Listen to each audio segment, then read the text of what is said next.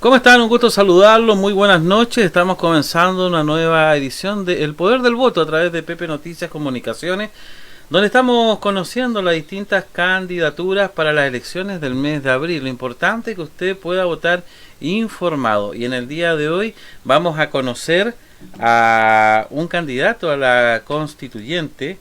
Él es justamente un militante de base de la democracia cristiana, en más de 2 décadas de militancia. Él está muy entusiasmado con esta postulación y hoy lo vamos a conocer. Él es Nelson Leiva, a quien ya tenemos en contacto. Así que Nelson, un gusto saludarte. Muy buenas noches, bienvenido a este programa especial de Pepe Noticias. Buenas noches, José. Un gusto conversar contigo.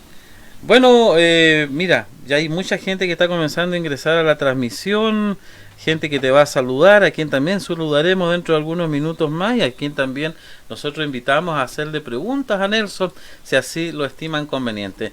Nelson Leiva, cuéntame un poco, ¿quién eres tú para que la gente te conozca? Yo sé que hay mucha gente que también ya te ubica, tú eres también una persona que ha escrito mucho en blog y también llevas mucho tiempo justamente haciendo opinión en torno a la actual situación de país que estamos viviendo. Pero para que la gente te conozca, ¿quién es Nelson Leiva? Bueno, Nelson Leiva, soy una persona que estudió en el Colegio Miguel de Cervantes, estudié Derecho en Santiago un año, tuve que devolverme a la ciudad porque una persona con condición de discapacidad obviamente es complicado la vida cotidiana en Santiago, sobre todo solo, en lo que es desde cocinarse hasta la vida cotidiana más bien. Entonces, como profesional me fue bien, aprobé ese año y me tuve que devolver. Acá estuve en Derecho en Don Macri en un tiempo, no pude convalidar los ramos y de ahí derivé a Ciencia Política en ARCI. Y ahí terminé mis estudios y saqué la carrera de Ciencia Política en la fatídica ARCI para algunos. Exactamente, esa fue tu preparación profesional. Tú recién hablaste de la discapacidad. Tú tienes una discapacidad, Nelson, ¿verdad? Sí, exactamente. Ya. O sea, para ti ha sido el doble de difícil la vida. Claro, bastante difícil, porque uno tiene que, o sea, como le dije a Vladimir en la mañana, uno nace con la discapacidad y para uno es normal, no es parte de la vida, pero los otros te comunican que no es una situación normal, entonces enfrentar el mundo con los otros es complicado. Entonces por eso que es uno de los temas que me lleva a levantar la candidatura y el partido me apoyó justamente porque creo que el tema de discapacidad es crucial en esta constituyente, porque es la posibilidad de que la Constitución dé un reconocimiento a las personas con discapacidad y les dé derecho al tratamiento y derecho al trabajo, sobre todo lo esencial, ¿no? Eso tú recién decías en la presentación, yo estuve en Santiago pero me tuve que devolver porque fue complicado justamente con la discapacidad y en ese aspecto no sé si tú has visto algún avance en estos últimos años, más allá de que tengamos una fecha especial en Magallanes por la jornada, una fecha especial a nivel nacional, lo que es la Teletón, pero ¿cómo ves tú los avances en torno a discapacidad en nuestro país? ¿Cuál es tu punto de vista? A ver, la Teletón y después las jornadas, que hay que dejarlo claro, que fue la reacción de Magallanes porque nunca la Teletón quiso colocar un centro acá. Se quedó en eso, o sea, se quedó en el asistencialismo, se quedó en el hecho que hay que generar una rehabilitación, pero a través de la caridad, digamos, pero el Estado nunca ha asumido la responsabilidad de una política real de integración. empezó hace muy pocos años con este asunto de los edificios públicos con las rampas, ¿cierto? Exacto. Que ese ha sido como el primer ejemplo real de políticas públicas. Después el Servicio Nacional de la Discapacidad, que ayuda en algo en lo técnico, en ciertas cosas puntuales, pero más que eso no hemos avanzado más, creo yo.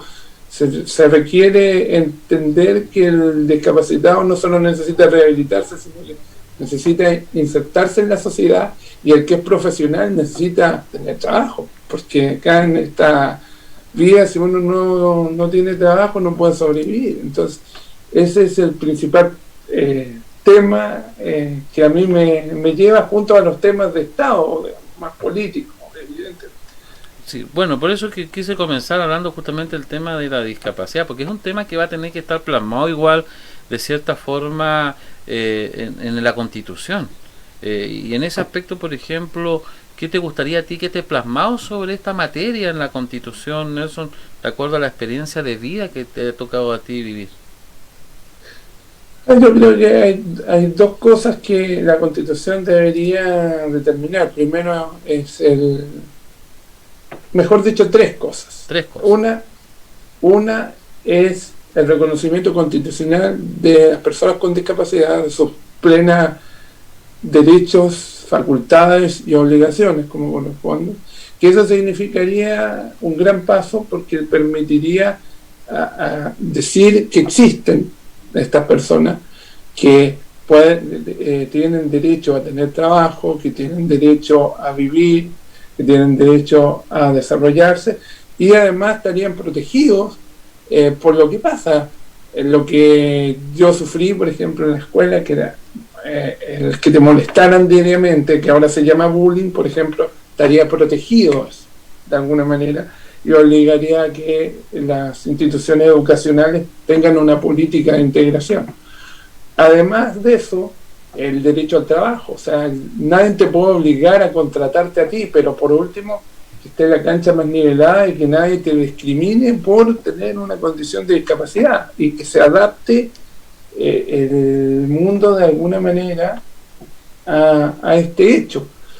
Y el otro tema que sería fundamental también plasmar es el derecho de la rehabilitación, cosa que tengamos de alguna manera no depender de estos programas de donaciones diarios cada 2 años o cada 1 año, sino que el Estado además tenga una manera de financiamiento y además una manera de fiscalización, que estos centros de rehabilitación sean organismos cooperadores del Estado y que realmente rehabiliten a la gente.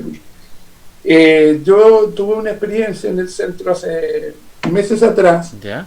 Fui a una terapia y acá en Magallanes, y digamos, una de las cosas que escuchaba eran gente de edad, señoras de distintos, que tenían distintas patologías producto de la edad, y ellas decían: tengo que tomar 2 o 3 micros para llegar al centro, y me atienden media hora, y de repente los kinesiólogos ni siquiera me atienden con el tiempo que corresponde. Entonces eso también tiene que regularse, porque una cosa es la rehabilitación y otra cosa es que esté bien hecha. ¿Y en ese aspecto estamos todavía al debe como sociedad, a tu juicio, Nelson? Sí, porque en el fondo existe mucho profesional que se dedica a la rehabilitación, pero que realmente no tiene una vocación real para hacerlo. O sea, lo ve como una sustento de vida o una ganancia monetaria, pero no tiene vocación de atender como corresponde a sus pacientes. Ahora, uno ve la ciudad, yo he estado también conversando con muchas agrupaciones justamente de personas incluso ciegas, y se ha efectuado también muchos reportajes. Uno ve que la ciudad no es amigable justamente con las personas discapacitadas. No está preparada la ciudad justamente en ese ámbito. Claro, no, sin duda. O sea, como te decía, el gran avance eran las rampas en los edificios públicos, pero de ahí olvídate, por ejemplo, las micros nuevas. Claro. Yo he tenido problemas para entrar en las micros nuevas acá en Punta Arenas porque tienen esa, ¿cómo se llama? Como rosita que tienen al principio. Claro, es como, Entonces sí. es complicado entrar. Entonces uno se Y, maneja o caminando o en el auto de su casa o en el colectivo, porque en el fondo ya la micro no, gente como yo no puede usarla, digamos, de alguna manera. mira, y Cosas eso, prácticas. y eso que se habla de que las micros son como amigables justamente para las personas discapacitadas. Claro, pero ya al tener esa cosita en la entrada, no sé cómo se llama, por eso la escribo de esa manera. Así es como una rampa, ¿no? Ya, Que se baja la claro, micro incluso para subir. claro, entonces es complicado. Pero así se da en todo ámbito de la sociedad. En las escuelas, por ejemplo, cuando uno estudia, tiene que adaptarse porque obviamente yo estudié en un colegio como el Miguel de Cervantes, donde Claro. había todo tipo de alumnos, entonces yo tuve que adaptarme a muchas cosas, a las formas de evaluación, pelear por mis derechos, y sí, o sea, porque el mundo no está preparado para las personas con discapacidad. Claro, o sea, otra materia que a lo mejor debería regularse, Claro, justamente cómo preparamos a la actual sociedad, a nuestros alumnos, a nuestras futuras generaciones en temas de discapacidad. Yo creo que también ahí hay un tremendo desafío por parte de tanto autoridades como congresistas en esa materia, ¿eh? claro, claro, sin duda hablaba un poco con Vladimiro en la mañana, que el tema es generar el cambio de cultura, porque los hijos aprenden de los padres y los padres no educaron a los hijos en asuntos de integración, por lo tanto es un círculo vicioso. Entonces, mientras la sociedad, yo siempre he mirado, por ejemplo, el movimiento gay que hay ahora, ellos han logrado politizar su tema, porque a diferencia del mundo de la discapacidad, ellos como que tienen una mayor capacidad de organización. Entonces, como se dice en la ciencia política, politizaron el tema, lo dieron a conocer y han logrado ganar varios espacios. Y eso es un poco lo que tiene que generar la discapacidad, o sea, porque está concentrado acá en Magallanes por la jornada y en Don Francisco por la Teletón, digamos, pero claramente no se ha generado así como un movimiento representado por los discapacitados que realmente lleve estos temas a la luz pública, como corresponde. Correcto. Nos Nelson, salimos del asistencialismo. exacto. Nelson, vamos a salir de este tema para seguir conociendo tu punto de vista en torno a muchas materias. Tú eres cientista político de la fenecida ARSI, justamente todos recordamos todos los grandes problemas que justamente hubo para esa generación. Fue difícil, algunos pudieron terminar, a otros lamentablemente les quedaron debiendo plata, dinero, no pudieron terminar sus estudios. Hablemos de educación. Hoy día veo muchos centros de estudio, muchas universidades, muchos institutos, muchas ofertas justamente escolares. La Constitución y la educación, ¿cuál es tu punto de vista sobre ese punto, Nelson?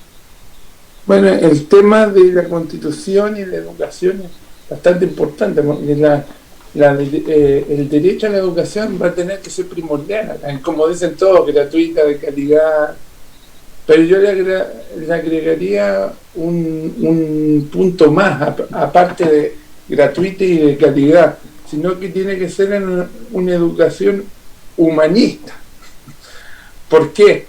Porque generalmente todos los que estudiamos en el liceo humanistas científicos tienen el título de humanista científico, pero en el fondo a ti te enseñan contenido y tú vas a la universidad y te enseñan contenido, pero la educación parte de la base y te tienen que enseñar a ser un buen ser humano, que va ligado un poco también con lo que hablamos anteriormente. O sea, para ser un ciudadano y para tener unas responsabilidades en la vida en sociedad y a futuro ser un ciudadano con opinión política incluso, tú tienes que tener una formación ciudadana, por ejemplo, la educación cívica, que sea fundamental en mi escuela, en mi colegio lo dieron, y afortunadamente a mí me sirvió mucho, pero uno ve que la educación cívica la gente no la toma en cuenta o no la desarrolla el sistema educacional, y eso es fundamental, sobre todo para el proceso que vivimos en octubre, porque la educación cívica te da herramientas dentro de la lógica para la frustración, no llevarla a la violencia que se llevó. O sea, yo no, en ese aspecto no justifico la violencia, pero la entiendo, porque lo que vimos en esos meses fue la frustración de lo que necesitaba el país, y los sectores no sabían cómo explicar, ¿no es cierto? Y eso es solamente por uno de los cuantos elementos, es la falta de educación cívica, claramente. Bueno, y eso es algo que tiene que volver, por lo menos toda la gente está consciente que la educación cívica, las horas de historia, la hora de educación física, Nelson, que fueron restadas también, tienen que volver a ser parte fundamental de la enseñanza de los alumnos. Claro, porque obviamente la educación física es permite el ejercicio, permite que los jóvenes se distraigan, liberen energía, y además sirve para la salud, porque ya tenemos una crisis de obesidad, digamos, y la educación cívica, o sea, la educación física pasó a ser una cuestión electiva. Entonces tenemos ya niños con sobreobesidad, con problemas de alimentación que ve el gobierno. Se ahorrarían cualquier cantidad de plata en esos programas, ¿sí?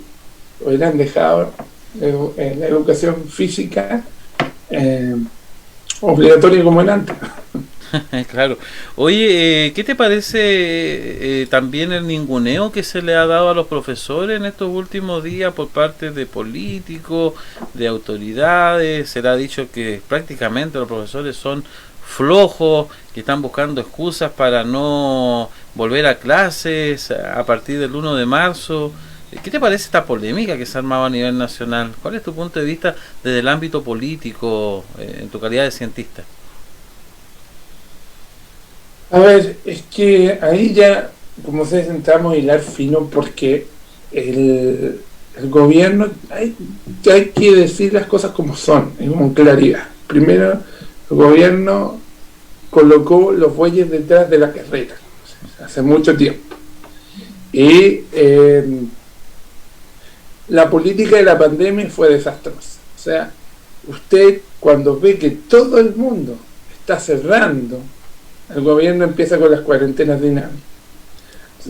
Yo veo mucho el fútbol italiano, por ejemplo, y yo veo la RAI, y en la RAI uno empezó a suspenderse el campeonato, se suspendían los partidos y lo reemplazaban por noticias, y uno veía cómo en Italia se estaban cerrando los pueblos, cerrando las ciudades, tomando las referencias, y veía que aquí el gobierno te decía: no, nosotros estamos preparados, que venga el virus, poco menos, les vamos a golpear al virus, qué sé yo. Y bueno, el virus llegó y no hubo política pública. Y el Estado, que ya desde el 18 de octubre estaba en crisis, porque el 18 de octubre acá se murió el Estado, el Estado dejó de funcionar de alguna manera. Entonces, como dejó de funcionar, ya no estaban preparados para combatir la pandemia, y bueno, empezaron con estas ideas de las cuarentenas dinámicas, que trajo más contagio, y sumándole que como el Estado ya estaba en crisis, estábamos viviendo un proceso de desobediencia civil, porque obviamente la gente le perdió la autoridad y el respeto a la clase política. En el fondo llevó a que la misma gente no obedeciera algo que era lógico: encérrese, quédese en su casa, haga cuarentena. Pero si yo no tengo respeto a la autoridad, ¿cómo lo voy a obedecer? Entonces eso lleva a todo el proceso que estamos viviendo y que todavía no salimos. Ahora, Por ejemplo, otra materia fuerte ha sido lo de la seguridad pública, lo que ha pasado con Carabineros en el último tiempo. ¿Tú eres de la idea que la Constitución reformule también Carabineros de Chile en este caso? ¿Que se transforme en la policía o tú la mejorarías a lo que hay actualmente? Como le decía Vladimir en la mañana, el tema de las policías es bastante complejo porque realmente no quieren reformar, dicen reformemos Carabineros, eliminemos policía. Yo creo que deberíamos dejar sinceramente una bien hecha en vez de dos, y una con el desprestigio que tiene y la otra que ha recuperado el prestigio pero que igual no tenía mucha buena fama, digamos, de investigación. Entonces el tema aquí es, tenemos, porque no podemos caer en lo que cae Argentina y otros países de tener policías provinciales, regionales y todo ese tipo de cosas que en el fondo lo único que generan es más desorden y más corrupción. Aquí tenemos que preguntarnos, o elegimos una sola policía bien hecha y infraestructurada, o si mantenemos a las dos, pero tenemos que hacer un cambio profundo. Yo soy de la idea que tiene que haber una sola policía en Chile y bien estructurada. Una sola policía en Chile y bien estructurada en ese aspecto. Hoy saludos para Lucy Soto, para Luis Abiot, Jorge Aguilar. Vemos a Fabián Raipane también que están acá en la sintonía hasta ahora. Te están también ahí viendo. Héctor Díaz, Tito Díaz, mira, también militante de años de la democracia cristiana, también te saluda. También a esta hora de la noche algunos de los amigos que están también ahí en sintonía. Nelson, estamos junto a Nelson Leiva, el candidato justamente a la constituyente y quiere llevar la voz justamente de la gente a este proceso. ¿Qué te parece el proceso en sí? Interesante, yo creo que nadie se imaginó primero el cambio de la constitución, Nelson, y segundo la cantidad de personas que hoy están inscritas justamente para postular estos cargos. A ver, es que el proceso hay que... De hecho, antes de la entrevista estaba mirando uno de estos textos que coloca la gente a medida de protesta generalmente por lo que está pasando. Y sí, no hay que olvidar que el proceso en realidad no quería una nueva constitución. La gente quería reformas profundas, sociales, básicamente. Y como dicen algunos, o decían algunos políticos, y que es cierto, para hacer reformas de tipo social no requiere esto un cambio de una nueva constitución. Pero ¿cuál era el problema? Que estas reformas sociales no se hicieron a tiempo. Los gobiernos anteriores lo hicieron, ni los anteriores, ni los anteriores, ni los anteriores.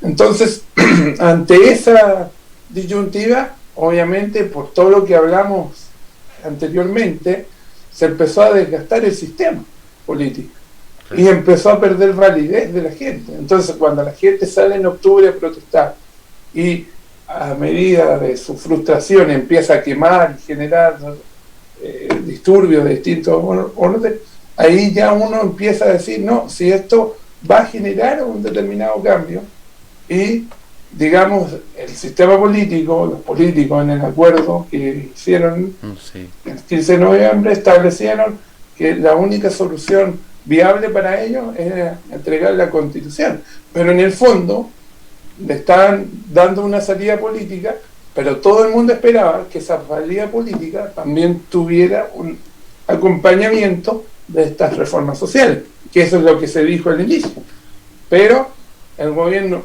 claramente no está demostrando una voluntad política para hacerla, y el Parlamento, digamos, ha hecho lo que ha podido en sus atribuciones. Entonces, quedamos en deuda en esto, o sea, porque partimos con la constituyente y estamos en pleno proceso, pero en el fondo todo el mundo le va a achacar a la constituyente cosas que ahora tiene que hacer el gobierno, y claro, el gobierno que está de salida. Entonces es un problema bastante complejo. Claro, y además que estamos hablando igual de dos situaciones distintas. Uno son las leyes y otro tema es la constitución. Como tú bien señalas, la constitución fue un acuerdo entre los partidos políticos donde no estuvieron algunos, por ejemplo el Partido Comunista, que no firmó para nada este acuerdo, porque ellos justamente también apostaban al tema de las reformas. Y bueno, y el gobierno se vio obligado también a llevar o colocar proyectos de ley rápido para ir en ayuda de la gente. ¿Cómo crees tú que ha actuado el gobierno en ese aspecto, tan apresurado, presentando proyectos de ley rápido, con el propósito de que Chile no se desmorone? Claro, primero los proyectos eran bastante improvisados. Segundo, los proyectos más importantes que tenían que acompañar el proceso, que reforma de pensiones, reforma de la salud, en fin, de las FP, todo eso, el gobierno francamente se ha hecho el loco y ha dejado que la burocracia legislativa, digamos, vaya demorando este tema en comisiones y discusiones, y en el fondo con la intención política de dilatar el tema, claramente. Porque para que la gente sepa, no es responsabilidad de los parlamentarios, el que maneja las urgencias en el tema de leyes en el país es el presidente de la República. O sea, si un presidente tiene interés en que un proyecto se apruebe, le da urgencia, suma urgencia, simple urgencia, mediana urgencia, tienen distintos nombres, y los proyectos se tienen que discutir de inmediato. Entonces, digamos las cosas claras. Si no se han discutido los proyectos que la gente necesita, es porque el gobierno no le ha interesado. Y como dices tú, estamos con un gobierno que prácticamente ya está en salida. De aquí a mitad de año ya estaremos hablando de la presidencial, estaremos viendo también las ofertas, los diferentes candidatos a la presidencia, y ya el gobierno de Piñera prácticamente comienza la despedida. No, lo peor es que no solo está de salida, sino que está muerto políticamente desde el 18 de octubre. O sea, estamos viviendo un gobierno zombie, que se llama. Está muerto en vida, está muerto política. Entonces, cuando un gobierno está muerto políticamente, no tiene ordenado su sector, no tiene apoyo político de su sector, no tiene iniciativas políticas, entonces es un gobierno que está de adorno, es igual que la reina de Inglaterra, o sea, solamente decorativo. Oye, y ese problema lleva a que el Estado esté como está ahora, porque claro, no tiene políticas para el corona, no tiene políticas para nada. Y ya vamos a entrar en el tema del coronavirus. Para este primer programa, Nelson, con Nelson vamos a estar conversando bastante durante estos 2 meses y de muchos temas. Te saluda Lucy Soto, Nelson, te saluda Luis Aviot, te saluda Jorge Aguilar, Verónica Almonacid, Marcela Edith Macías, también Pedro Carlos Cárdenas, que deja un comentario, dice muy bien Nelson, también está viendo el programa Nora Martino, y Sánchez, Claudio Aguilera, Miguel Roberto Canales Cortés, Cecilia Panicini también se suman a la transmisión, igual que Fabián Raipane. Mucha gente viendo a esta hora tus declaraciones, Nelson, vamos al tema de la vacuna, ya por el primer programa conversemos el tema justamente de la vacunación. Más allá del tema de la Constitución, estamos hablando de un tema de política de Estado, una política importante para poder salir de esta crisis. ¿Cuál es tu visión? ¿Cómo lo ha hecho el gobierno en torno al tema de las vacunas y el tema, por ejemplo, de los PCR y el tema de las fases que genera tanta crítica en las redes sociales? Es que ahí hay que diferenciar una cosa. Yo creo que en esto el gobierno, en la compra de la vacuna, lo hizo bastante bien, porque en el fondo en esta carrera fulminante por comprar la vacuna salió rápido a comprarla y compró grandes dosis. Como yo digo, como chiste, Piñera hizo, no sé si han visto Los Simpsons ustedes, hay un capítulo en que Homero dice, ¿sí? Dios, Alá, Buda, los amo a todos. Bueno, Piñera hizo eso, fue a Pfizer, fue a BioNTech, compró todas las vacunas. Y en ese sentido, nada que decir, porque era lo que tenía que hacer, o sea, cumplió lo que tenía que hacer, compró todas las vacunas, fue a todos los dioses, les compró a todas las vacunas. Ahora Chile, oye, un paréntesis, hoy día Chile completó más de 2 millones de personas vacunadas. Es el país de Latinoamérica que más está vacunando. Y ha sido destacado incluso a nivel mundial por el gran trabajo que se está realizando. Bueno, precisamente porque Piñera aplicó el método a mí que me registren y compró todas. Y eso está bien, como política pública está bien. Lo que pasa es que esperábamos nosotros que ese criterio que se ocupó en la vacuna se aplique para otras materias. Bueno, el tema, entendiendo bien que la compra de vacunas fue eficiente, ahora viene el otro tema, la bajada de esto, porque tenemos que entender que aquí la vacunación va a ser en un año electoral. Claro. Y va a ser en un año en que los distintos alcaldes van a tener que aplicar la vacuna en los consultorios y en un año electoral. Lo repito, año electoral. Y obviamente muchos alcaldes en ese año electoral van a aprovechar esa situación con la vacuna.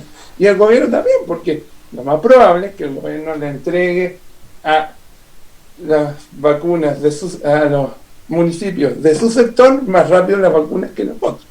Porque obviamente la política es así. Porque cambia el signo político y pasa exactamente lo mismo.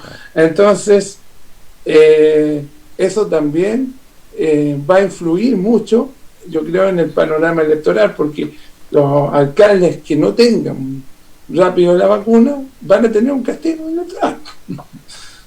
Exactamente. Hoy día los alcaldes estaban criticando justamente la falta de vacunas en varias comunas de Santiago. Te saluda la Vane Mary Andrade, también se sumó, mira, un ex camarada tuyo, el Mundo Pocho Leiva, ya dejó de ser camarada de la ADC. Ruco Liboro, Marisela Ángelo, Marilú, también te está saludando a esta hora, Nelson. Y el tema de las fases, la política que se ha aplicado en el tema de las cuarentenas, que yo creo que se ha jugado un poco con esa situación de las cuarentenas, pero a ver, porque aquí hay que separar dos etapas. Primero la de Mañalich, que en realidad fue un desorden desorganizado, que literalmente eso fue lo de Mañalich. Furcios todos los días, se lo explicaba 2 veces, trataba de explicar lo inexplicable, y después viene París, que lo que hace es sistematizar este desorden organizado y lo convirtió en algo lógico, o sea, le dio un cierto orden. Ahora, ¿cuál es el problema? París no ha podido sacarse el fantasma de la mala aplicación de esta política, porque a pesar de que él hizo los arreglos, pero tiene toda la institución dejada por Mañalich, o sea, el descrédito ya está. Entonces él está, digamos, como se dice, administrando pobreza. ¿En qué sentido? En pobreza comunicacional, porque además el gobierno carece de sentido comunicacional, no comunica bien. Sí, está atrapado en ese aspecto. Sí. Y está muy entrampado. Entonces hoy día pasó en el tema de los profesores, Nelson, por ejemplo. Hoy día muchos profesores menores de 60 años fueron a la escuela a vacunarse y les señalaron: no, todavía ustedes no pueden ser vacunados. Claro. Y se supone que los profesores tienen prioridad, porque además ese es otro tema. O sea, el gobierno te pide que los profesores entren a clase en marzo con alumnos presenciales, lo que es claramente una locura, y los padres están diciendo: bueno, nosotros nos vamos a mandar a los hijos al colegio, lógicamente, porque los niños son fuente de contagio, aunque algunos dicen que son asintomáticos. Claro, los niños son asintomáticos, pero los adultos no. Entonces, ese es el tema. Sí. Entonces, eso es falta de realismo y de sentido práctico. ¿En qué sentido? La política es práctica. O sea, si usted va a tomar una decisión, tiene que ser una decisión que sea fácil de solucionar, que solucione el problema y que relativamente deje a la gente tranquila, pero justamente el gobierno hace todo lo contrario. O sea, toma las soluciones más difíciles sin sentido práctico, sin el realismo, y lo que genera es expectativa, y después cuando no se cumplen las expectativas viene el desastre. Exactamente. Nelson Leiva ha estado con nosotros hoy día en El Poder del Voto en este primer programa. Vamos a estar con Nelson muchas veces más, de aquí hasta el mes de abril, así que vamos a escuchar muchas de sus opiniones también a través de El Poder del Voto. Nelson, finalmente, una última consulta. Ha comenzado ya la propaganda legal. un mensaje a la comunidad que te está viendo hasta ahora. Bueno, el mensaje es que en esta candidatura que yo encabezo se basan básicamente en 4 pilares: democracia, derechos, dignidad e integración, básicamente. Que esos son, yo creo que los 4 principios básicos que debería tener la Constitución. Entender que necesitamos una democracia más fuerte, más desarrollada, con mecanismos de participación que lo vamos a ir desarrollando posteriormente, generar procesos más dignos en la sociedad, como lo que hablamos en el tema de discapacidad, generar una integración no solo de la discapacidad, sino que una integración como país, y ese es un tema importante, porque hay muchos sectores sociales nuevos que tienen que integrarse a la vida nacional e integrarnos como ciudad, integrarnos como sociedad en Chile.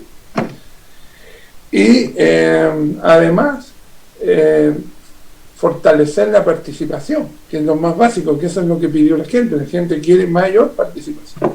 Por eso dentro del programa lo que nosotros proponemos es generar vínculos de participación como plebiscitos nacionales, comunales, consultas, y también iniciativa popular, que es un tema bastante interesante, que es 4, 5, 6 o 10 personas puedan presentar proyectos de ley, los tome un parlamentario y los lleva al Congreso. Cosa de hacer más horizontal la política. Tema que la próxima semana estaremos ampliando, Nelson. Nelson, te agradezco este primer contacto, muchas gracias y muy buenas noches. No, gracias a ti, buenas noches. Muy bien, con don Nelson Leiva, candidato a constituyente, militante de años, Democracia Cristiana, terminamos este programa especial del Poder del Voto. En cualquier momento volvemos con un nuevo entrevistado. Buenas noches.